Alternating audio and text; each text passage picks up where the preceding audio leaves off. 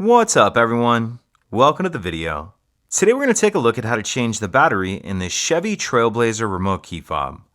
This key fob is going to work on the 2021 to 2026 Chevy Trailblazer, and it's going to use replacement battery CR2032.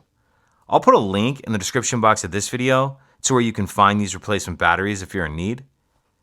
So the first thing I'm going to do is grab my key fob and remove the emergency key that's in the bottom of it. That's done by pressing this button here that my thumb's on the side of the fob, and the emergency key will pull out like that. Now I'm going to hold the key with the buttons facing down, and I'm going to take my emergency key and I'm going to put it in this slot that it just slid out of, but I'm only going to stick the very end of the key in, probably about that far. I'm going to stick the end of the key in and then just pry up like this, and it's going to pry this back cover up. So put just the end of the key in and then pry up like that, and you can see it pops that back cover up. Go ahead and pull that cover off, and then we see our battery right here.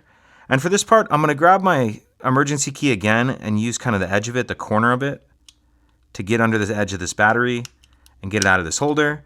If you're finding it a little difficult to get that battery out of there with the emergency key, you can use a flathead screwdriver. Might be a little easier.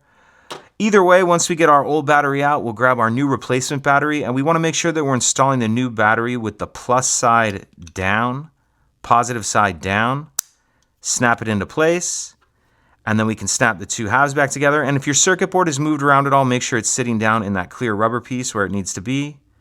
And then we can snap the two halves of the key back together, slide our emergency key back in, and that's it.